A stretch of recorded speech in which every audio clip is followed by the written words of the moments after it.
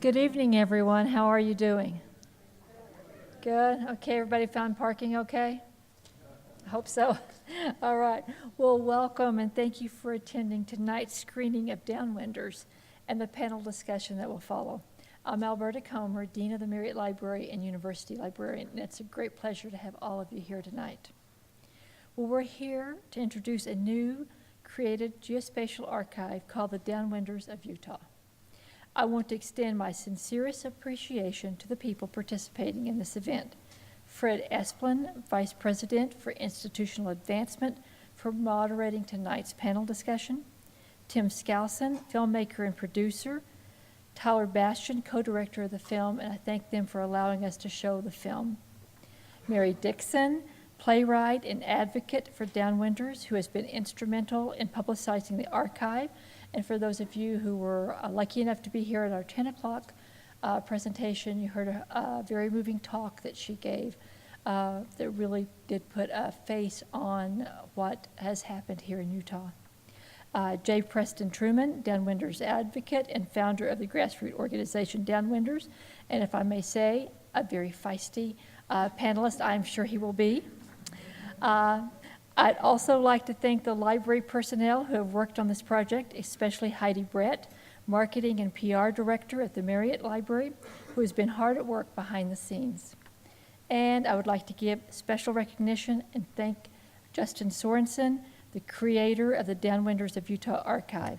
Justin is a GIS specialist for the Marriott Library's Creativity and Innovation Services Department, where he works to create, manage, and develop geospatial mapping and data visualization projects. Justin works closely with the University of Utah students, staff, and faculty and the community to help them achieve project goals and visualize their information in a geospatial context. In 2015, Justin and his unit began developing the Downwinders of Utah Archive, a unique resource which geospatially brings together the history of nuclear testing at the Nevada test site and the impacts these tests have had for downwinders throughout Utah. Justin?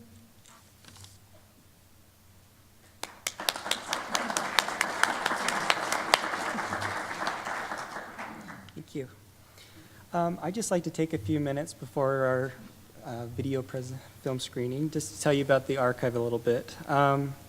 So earlier today, we launched the Downwinders of Utah Archive, which is a creative and innovative archive designed to bring together information on Utah's nuclear history in a way that educates others of the impacts nuclear testing has had throughout Utah. The Downwinders of Utah Archive accomplishes this by presenting information, stories, and experiences which are key to understanding the story of a dark time in our nation's history. And just a little bit of background for you on the Downwinders and the nuclear testing at the Nevada test site. Beginning in 1951, the era of nuclear weapons testing was a time of tremendous change at both national and local levels. In the name of national security, a variety of nuclear weapons were tested in a remote area of the Nevada desert known as the Nevada test site.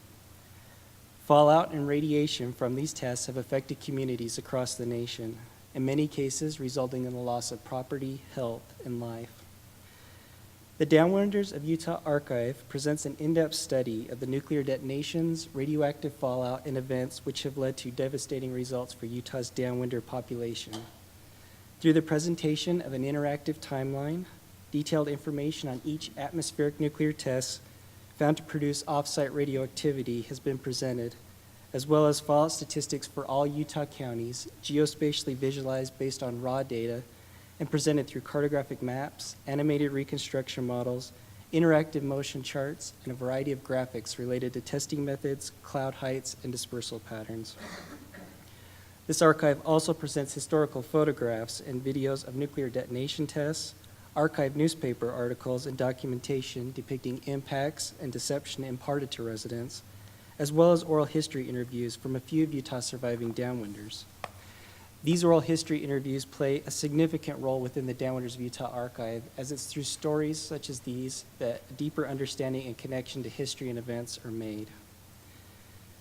The Downwinders of Utah Archive itself is created and designed as an educational resource for students, researchers, and the public for understanding this important topic in our state's history, in our nation's history as well, while simultaneously relaying that dark story from our nation's history. Our newer generations may be unaware of the devastation produced during this era, which has led to the creation of a creative and educational tool for understanding the topic in greater depth. The archive's focus on individuals, families, and areas impacted as a result of nuclear testing aids in understanding events in greater detail, while educating future generations in hopes that the mistakes of the past will never occur again. It's easy for us to say that nuclear testing was performed in the name of national security, but when we overlook the impacts those actions have had within our communities, we leave ourselves open for the same mistakes to happen again, a goal which the Downwinders of Utah Archive hopes to prevent. The Downwinders of Utah Archive itself is available for viewing at downwindersofutah.org. We invite everyone to visit the website to view the archive in its entirety and learning how you can contribute to and become part of the growing Downwinders of Utah Archive. We have additional information about this archive. There's brochures at the entrance. If you didn't happen to pick one up on your way in, please pick one up on your way out. It's a great resource, and you learn a lot of information available to you in that. To tell you more about tonight's film screening, I'd like to introduce Mary Dixon. She's a playwright and Downwinder advocate. Mary is an award-winning writer who has written about the health consequences of nuclear testing in the United States for more than 30 years. Her 2007 play, Exposed, was a landmark work that put a human face on a chapter of American history. It combines a very personal story of a playwright and her sister who were victims of the U.S. nuclear weapons testing. Mary has spoken widely about the human consequences of nuclear testing, both in the U.S. and internationally. In 2013, Mary was recognized by the Alliance for Nuclear Responsibility in Washington, D.C. for her lifetime work on behalf of Downwinders. Mary.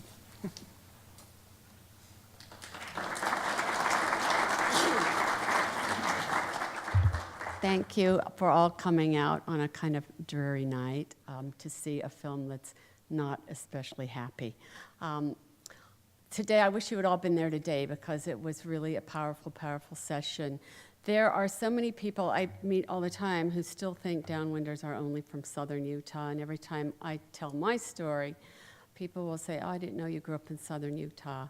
And I pull out the map.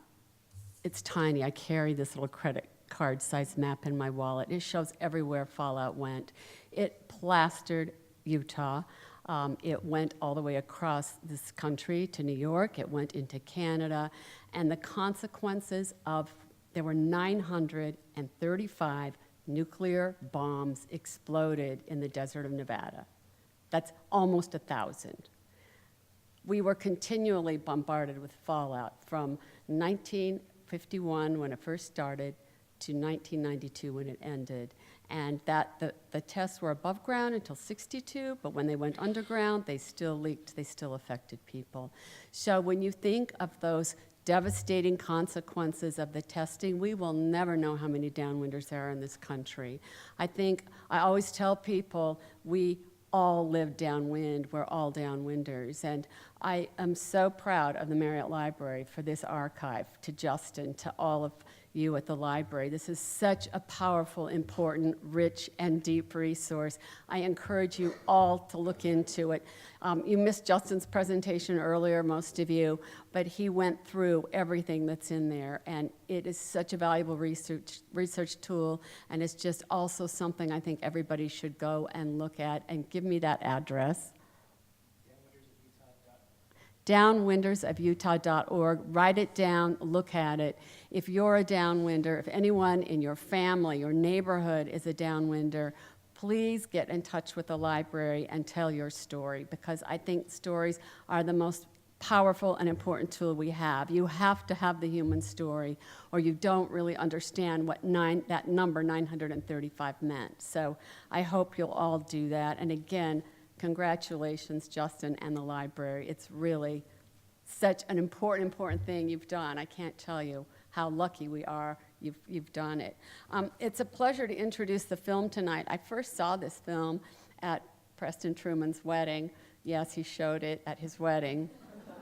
And there were many of us there who were downwinders and know him well, and there were a lot of tears. It's very powerful. I think Tim Skousen and Tyler Bastian, the filmmakers, who unfortunately couldn't be here tonight, Tim had his brother's wedding, and Tyler's wife had a baby yesterday. So that's why neither of them are here, but they have done an incredible job in telling the story, in giving all the facts, and a brilliant decision to use Preston as a narrative thread that weaves it all together. He's the human face in this film, and you'll get to hear more from him on the panel afterwards. So I am just really happy you're here to see this film. I hope you enjoy it. I hope it moves you. And again, I hope you go online and check out this archive and see the work of these, find out more about everything that happened and the consequences. You can see the test in there. You can see, I mean, it's amazing what you can see. I was so impressed. So again, enjoy the film. Sorry that Tim and Tyler can't be here. They're both Utah filmmakers, and they did a very important thing as well. So enjoy, and then stick around for the panel afterwards.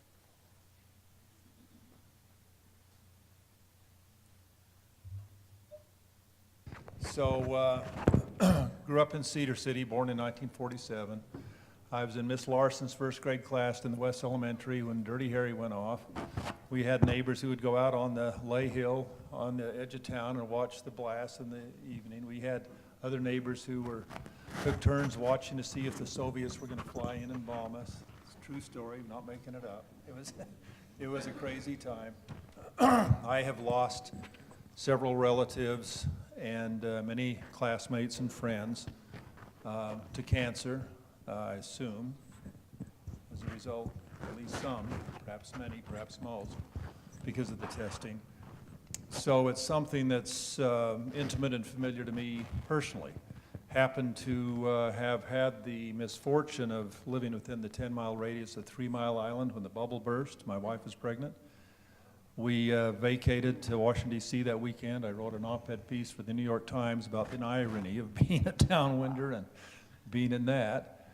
So that's enough about me. Mary, why don't you explain a little bit about your How I relationship got with this topic, and then involved? Preston, Sure. well then let me set you up, Preston. Okay. I was diagnosed with thyroid cancer right before my 29th birthday. I grew up in the Canyon Rim area on the edge of Parley's Canyon. That's right here in Salt Lake City. My sister and I started counting the people we knew that we grew up with who got sick and died. A lot of us drank milk from the local dairy. We ate vegetables out of the garden. We would put ice cream in snow and pretend, sugar in snow and pretend it was ice cream and eat it, and we played in the puddles of water. And a lot of us got sick, and a lot of us died. And when my sister and I started keeping a list in our 5-block area, it was like the exes Michelle's mother would put on that chart. We counted 54 people in a 5-block area. And the first one was little Tammy Packard. She died when we were 10 of a brain tumor. 4 weeks later, her 4-year-old brother died of testicular cancer.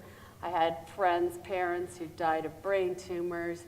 A girl I grew up with, and we used to just think she was a hypochondriac, and it turned out she had bone cancer. She died. We just watched a lot of people die, and we just kept saying, there's something happened to us, something happened to us. And it wasn't until I met a woman who was a photojournalist and collecting these stories and photographing people, and I interviewed her for an article I was writing.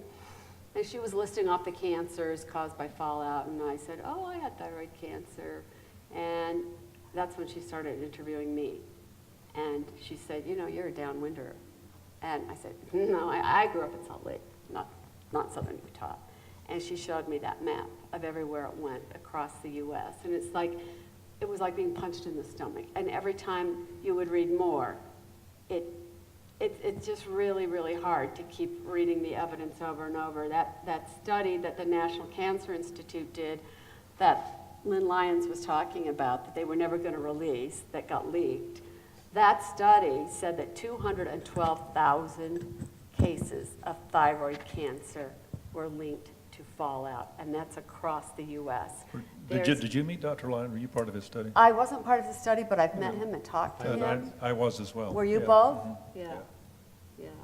So that's kind of how I got involved. It's like Michelle Thomas, who's a friend, and she always says nothing makes you an activist faster than a diagnosis, and it's kind of And- what did it for me. And Mary won't brag, but she's a gifted, brilliant writer and has written on the subject in many publications and is passionate about it and eloquent about it. And Preston, golly, what don't we know about you after watching the film?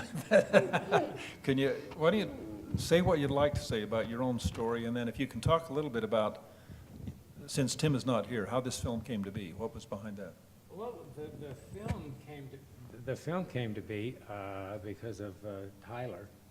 I was a good friend of Tyler's father and of his brother. And Tim was just beginning to get Tyler into start doing some filmmaking. And so they were looking for ideas, and Tyler said, well, let's go talk to Jay, Preston. And they did. And I said, after several times of them talking to me, I finally said, okay, on one condition, and that is, I'm gonna dig up as much documentation as I can. I'm gonna be very free with what I think is important. But I don't want to make one call on this film. I don't want to be able to say, no, I don't like what was said here. I want more said over there or everything else. You do your thing. That's your problem. By the way, for those who are interested, and I hope they're part of the collection, I don't know if they are, but there are at least 2 other really good documentaries in addition to this one on the subject. One Ken Verdoya did, and I'm going to forget the Yes. name of it. What 30 is it? years 30 to Years Justice. to Justice. Yeah. It was about, and this was, golly, this is God, that was 25 early. years ago. He or was something. very young. He was a young man at the time. But Yeah. KVD produced this, 30 Years to Justice. It's still around. It's a very, very good film. And the first one that I ever saw, I worked for PBS in Washington, D.C., and there was an independent filmmaker. He produced a documentary called Paul Jacobs and the Nuclear Gang, a brilliant Yeah. piece of work. It's still around. It's hard to get, but those are that, and these are the 3 films I've seen on the subject. There Yeah, are and probably others. but- Yeah, and it was also very interesting you brought up Paul Cooper. That was one of the things that really helped launch what was going on, and it's kind of a funny story there. I lived right off the campus of the University of Utah during that time, and I would go down on a time off and go talking to the Downwinders and see what kind of hell I could raise. Yeah, you seem pretty good at that. Yes. But yeah, it's a good mixture. Yeah, you can clip it on your lapel there. The clip's missing. Sorry. Oh, wait. But anyway, next door to me, there was a man who was working on becoming a doctor. Yeah. And he was always arguing with me about the fallout. He said, oh, no, it's not causing anything, not causing anything. And he brought up the fact, well, there's this patient over at the VA that claims he got bombed when he was at the Nevada test site. And all this stuff. And okay. He said, but, oh, that's stupid. Well, I somehow managed to go talk to him. And I got, I forget which reporter it was here, Sandy Gilmore, or I don't know which one it was, went up and did the thing on Cooper, and it ran. And within hours, there were 8 or 9 calls from around the country, and suddenly the atomic veterans had gotten discovered. And that really helped bring it out on for us, too. And it was kind of funny because it's, in later years, we found out that Paul Cooper was from Emmett, Idaho. Really? Wow. And that, yeah, and that was the hardest place hit by iodine, you know, in the downwind areas. And it was just unique how wherever it went, you know, we were always there the same. Let's open this up to questions. Let's begin here in the back, yes. Just shout out if you want, that's fine. I'm Lisa Johnson Hildebrand. I was born in St. George in '58. My mom got thyroid disease. My dad died of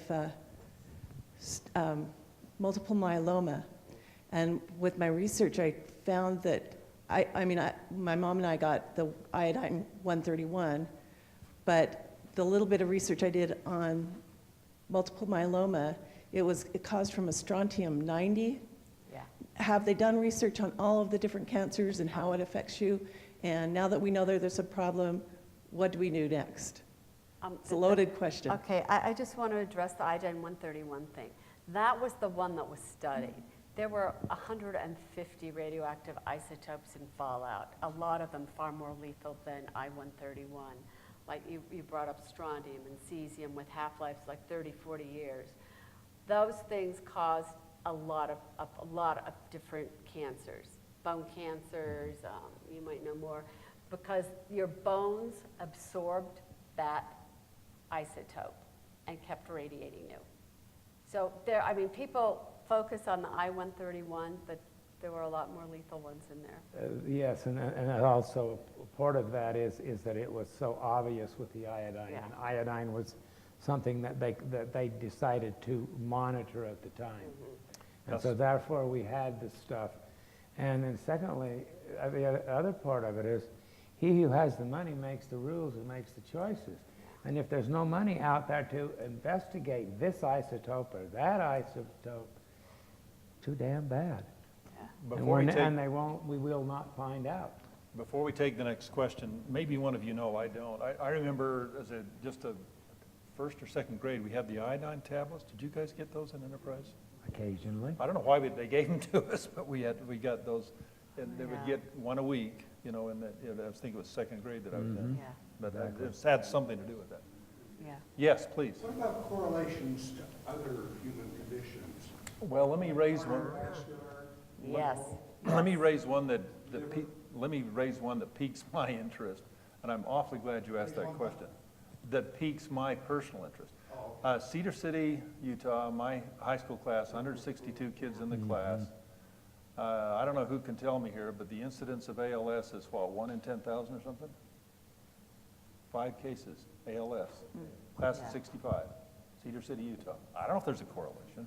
But I'll tell you, my classmates are wondering. Sure. And there are people that are wondering that, but I don't know, there may be other things. Well, then, the iodine study that the University of Utah did is a perfect example of what happens when the scientists do their work. The government cuts the funds. There are autoimmune disorders related to fallout exposure. I had a doctor who told me that diabetes can be related to it, heart conditions can be related to it. And one really frightening thing is that genetic damage is done.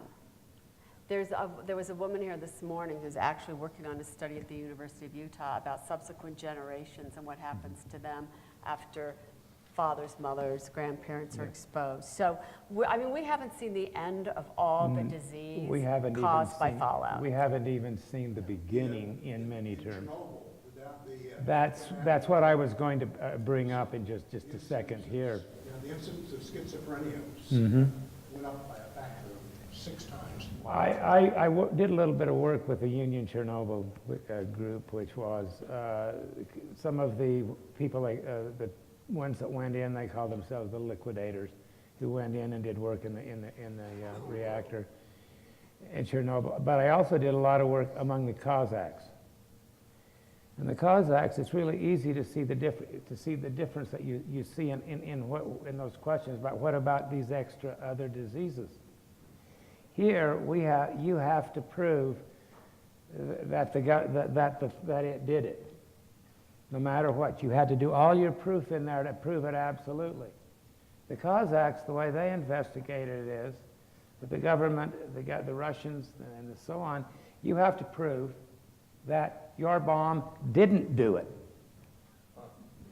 And the studies that come out and the amount of attention that comes in and what other problems begin to show up is amazing. By the way, it was mentioned in the film that it was Ted Kennedy and Orrin Hatch who were particularly helpful in that original RECA bill. In the not in the original RECA bill, but in getting the thing started. Beginning the process. Yes, the I was going to RECA say, bill. because yeah. that was a nice, in my opinion, bipartisan Yeah, it certainly was. activity. Question in the back, please. Is this film going to be available again, or where could we see it a second time? Or I know they want to show it around a lot. They'd sure love PBS to air it. It's been in some film festivals, but they do plan to have more screenings. Yes. Typically, with an independent film, they'll go on the independent film circuit Yeah. and try to win awards and build some buzz for it, and then ideally get distribution, either PBS or IFC or somewhere like that. And, But and I it don't is know what they're available planning. on DVD. Yeah, it is available on DVD. Yes, please. This isn't my question, but you have it listed in here as the Downwinders of Utah Archive is available for viewing. Oh, that's not the same thing. Yeah, No, that's the archive. yeah, in fact, Heidi, do you want to tell Yeah. quickly about that, or is Justin here? Justin is still here. This is important to Yeah, know, there. Justin, if you can come up and just speak to that Yeah. quickly, please. Yeah, in fact, that's sort of how this all Yeah, came this, about. what we're doing tonight is a part of this larger project.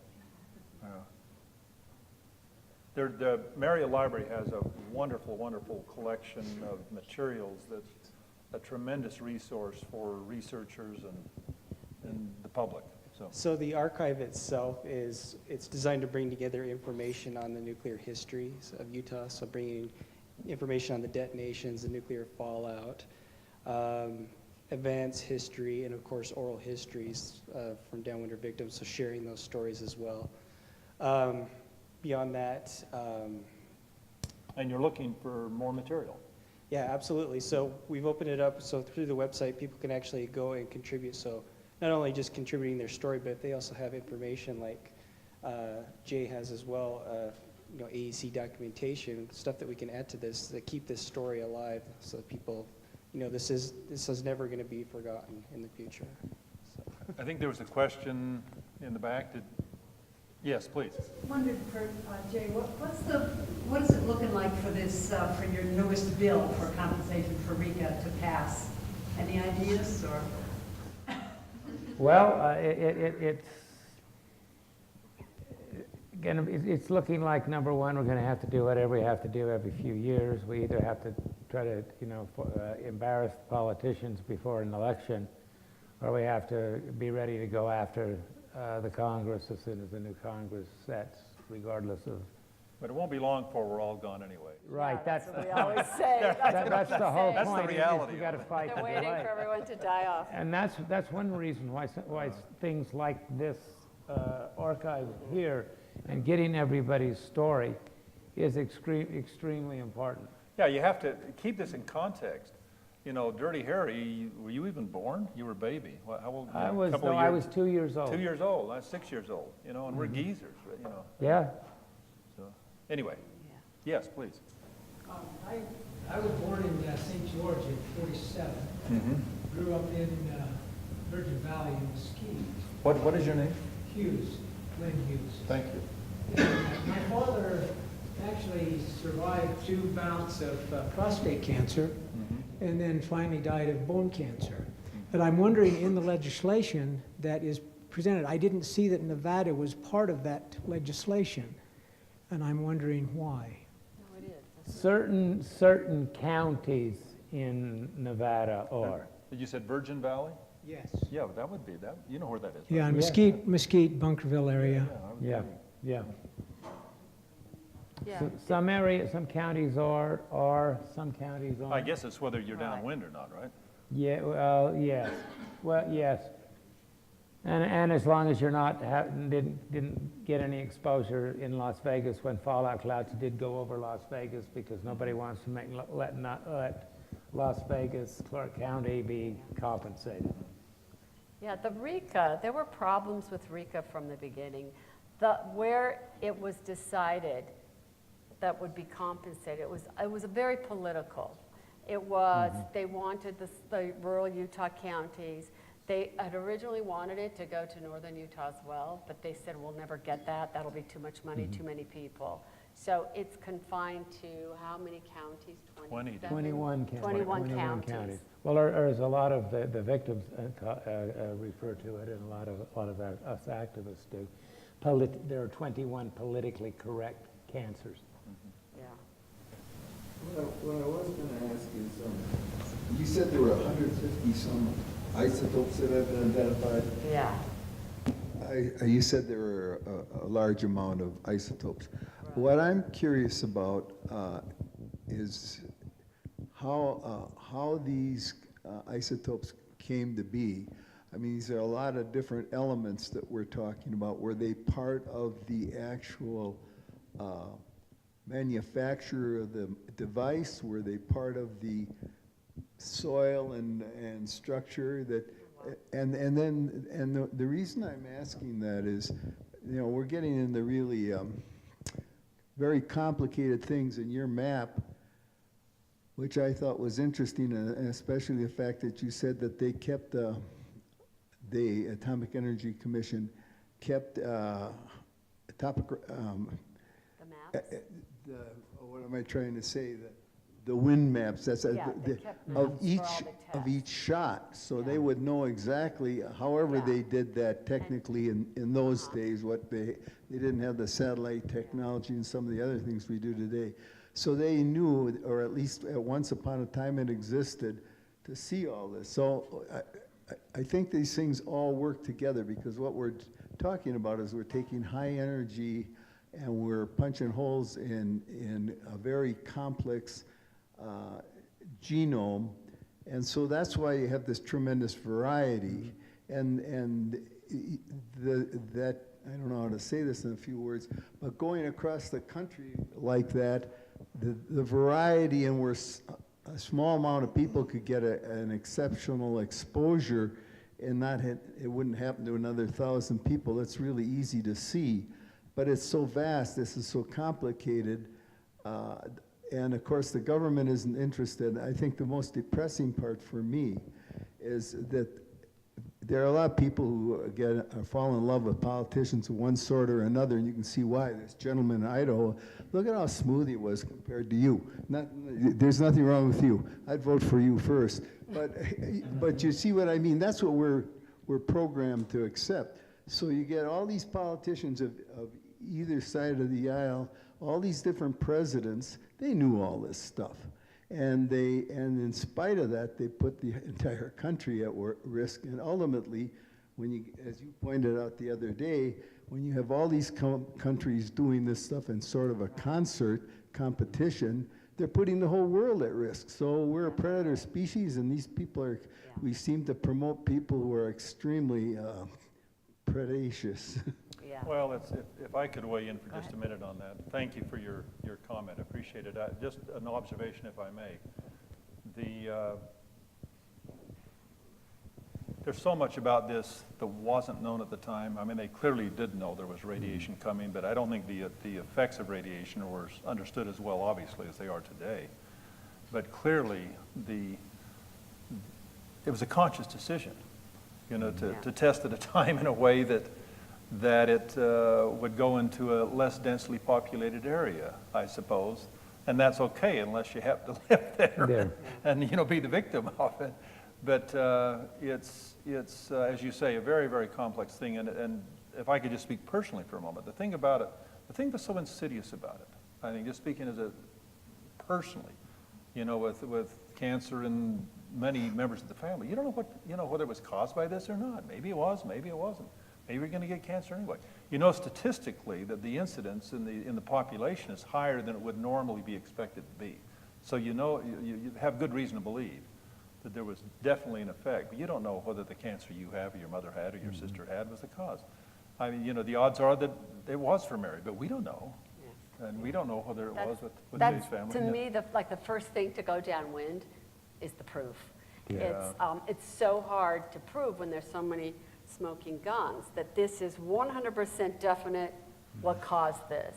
What Richard Miller says, and he did correlations, what he did is he took every county in the U.S. that got fallout based on the NCI study. Then he went to the CDC and got cancer records for those counties and did massive correlations. And his conclusion was that you can't prove it definitively, but those correlations are so high, they cannot be coincidence. Yes, please. I'm sorry, Jay, go ahead. The other thing is, on this trying to figure out is this the correct or is it not correct or is that we're not the only ones that tested. Right. And you've got all these other testing nations, and we've got what little splatterings of their stuff. I know from spending months in Kazakhstan working with them. There's the same pattern. Oh, everywhere. If there's a few more extra cases of something here that was wondered about, they'll be found over there. They'll be found among the Aborigines that the British bombed and lied about, and so on and so forth. And the real problem is that the truth is the first victim. Yeah. Well, and I suspect all three of us will be long gone before this is understood probably much, much better over time. Yes, please. Well, first and foremost, sorry, answering my question. Well, I grew up in Ukraine. I was 5 years old when Chernobyl blew up. And, nothing really was on TV, on radio. You know, my mom was pregnant with my brother, and she remembers fainting. You know, it was so hot outside. But my question was, I know Mary has done some work internationally, went to some conferences in Preston. I saw in the movie that you traveled. So, you know, in Russia they did those testings too. So what do you know about that and other activists on that side? And Definitely there are. The one thing that I know from the time I spent in both working with some of the people from Union Chernobyl, and then especially in the fallout victims from the bomb testing in Central Asia, that's a big lesson for me, and that is that, yeah, we had it bad, but they got hit a whole lot worse. They got hit with more exposures, more carelessness, and all of this other stuff. And in thinking about it, I learned how important some things we have as citizens, which we don't use enough of in this country, that they didn't. We could stand up and say, hey, wait a minute, a little bit, without getting gunned down, locked up, or what else. But we had enough freedom to challenge the government that we did not get hurt as bad. And there's a message there that's as important as anything else. Because as I say a lot of times, the one thing I've really learned the most about is any time you start that development, you go down that road to make a bomb, the first thing that happens is the truth goes. And the second thing that happens is you start killing your own. Yeah, I was, you made reference to this, I was in Hiroshima last November for an international conference for victims of nuclear weapons, and I was there to represent America. But there were people from China, from Russia, from Chernobyl, from Iraq because of depleted uranium weapons, from the Marshall Islands, from Australia, from all over, all from, you know, Hiroshima, Nagasaki, and Fukushima. All the stories had so much in common about governments lying, about people not being told the truth, about the effects being minimalized. But as Preston said, it was probably worse in some of those countries. The gentleman who was there from China, who had a doctor who's done a great deal of research on what their test did, had to leave the country. He's a political refugee in London now. He can't even go back to China. And so he's right. I mean, we at least can speak out, and we can say we stopped Divine Strike. We stopped that big test because enough people, 11,000 people, wrote letters that got delivered to the test site. We have a voice. But I just want to say, again, you said something in the film about how they target these indigenous people. It's, in a way, it's environmental racism. They thought nobody lived in Utah, as you said, but Mormons, cowboys, and Indians. The Aborigines got it. The Marshall Islanders got it. The Muslims in Kazakhstan got it. It's really interesting to see how similar a lot of the stories were. Question in the back. Yes, I just have a little story of irony. I'm not a downwinder. I was born and raised in Southern California. I was born on August 6, 1945, Hiroshima. When I was working in a hospital in Southern California, one which John Wayne happened to be at that point, and read an article in our little magazine. I had been irradiated as a child when I had tonsillitis in the early 50s. They thought that it was a cure for tonsillitis to do a series of isotope radiation, and saw this little article in this hospital bulletin where I worked regarding my group, that we had a super high incidence of thyroid cancer. And so I immediately got that checked out. I have multiple nodule thyroid disorder, which is a major autoimmune disease. And it's just ironic. I mean, I've always thought I was going to be like, I came in with the bomb, and like Halley's Comet, I probably am going to go out with one. That's another sad thing about the testing program, what you're talking about. Along with the testing program itself, you testing the bombs, the government also entered into doing tests on humans and different communities, groups of people, to find out what was going to be produced by the exposures they were getting. And they allowed certain things like that to be done. To 5-year-olds. You got it. Or feeding kids in an orphanage, radioactive iron in their cereal to see what it did. And the government has paid hundreds of millions of dollars in damage to some of them, but not to all. Yes, please. What nations currently are involved in nuclear testing, and do you see any pressure on major countries, the United States, to ever go back? Yes, absolutely. That is one of the big things that any of downwinders who have really looked at it and followed it, that's something we have to be deadly afraid of at every minute. Right now, the government is saying we're going to spend between $1 trillion and $3 trillion modernizing our nuclear weapons systems and upgrading some and exploring new weapons concept.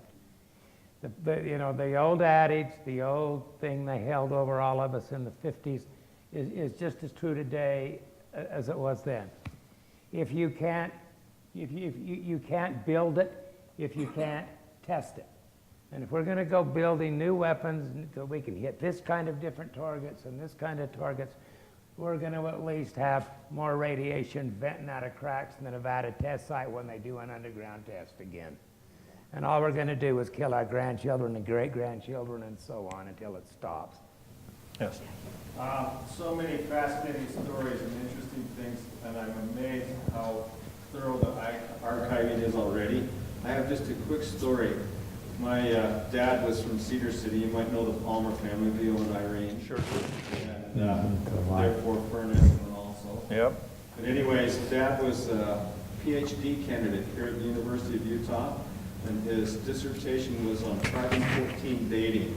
So they had good Geiger counters in their lab.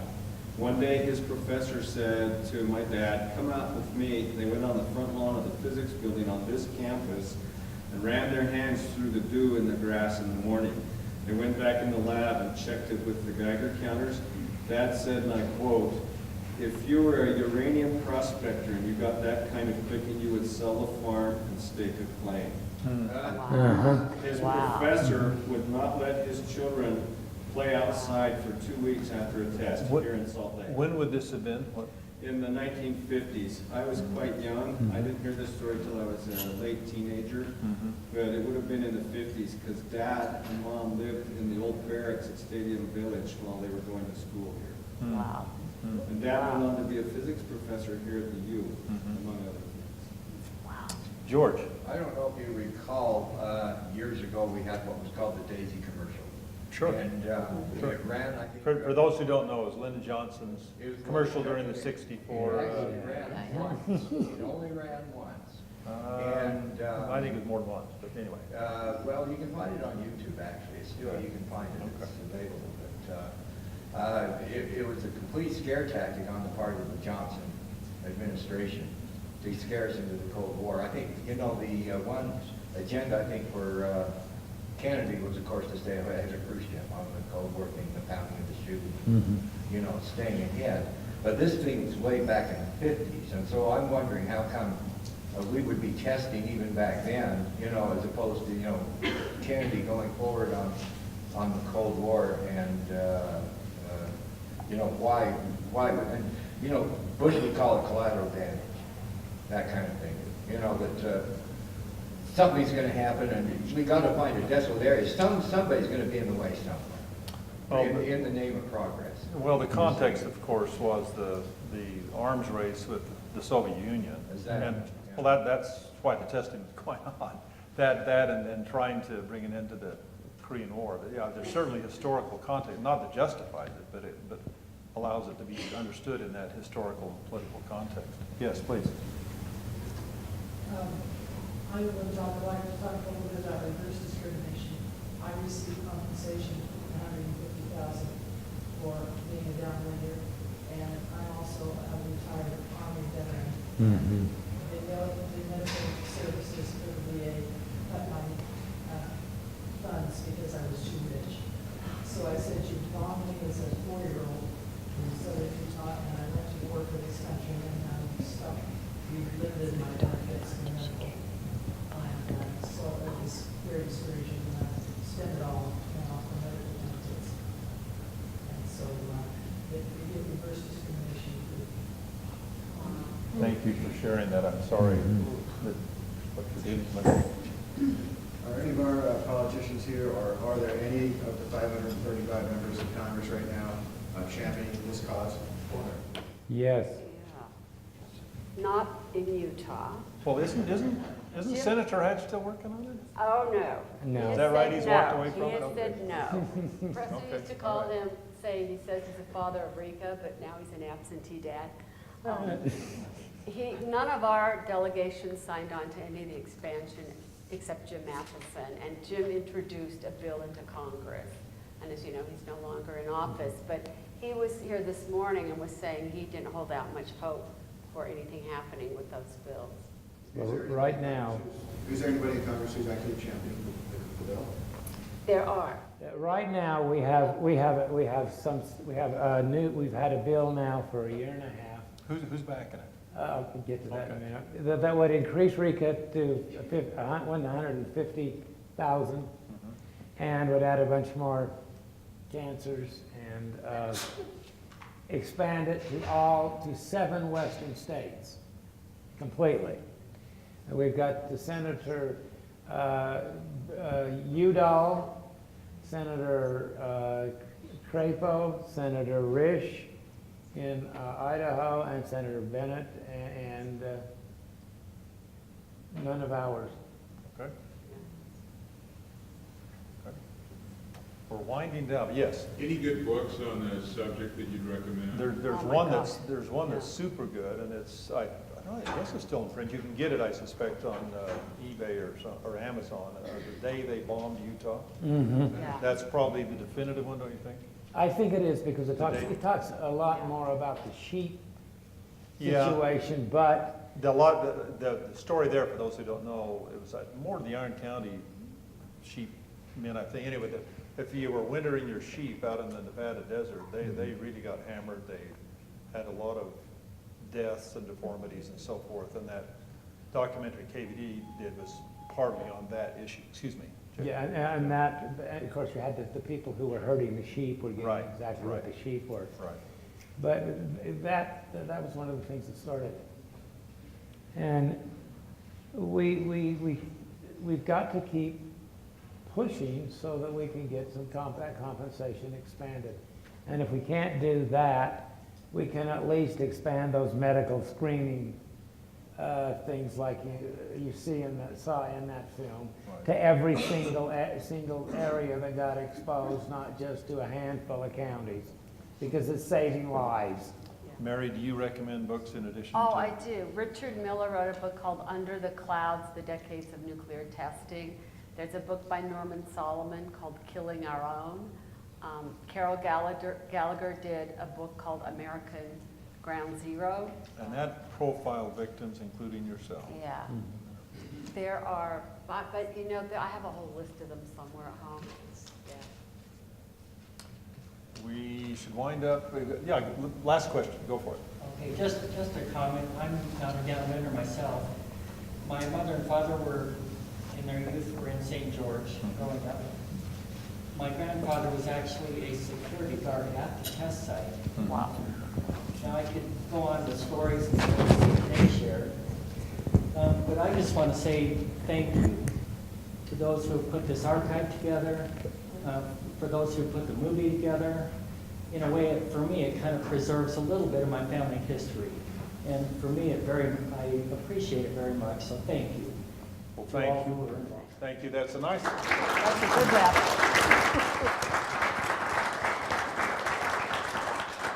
Very nice note to end on, and since none of us are employed by the Marriott Library, it's really a shout out to the Marriott Library that hosted this event. Bravo. Thank you.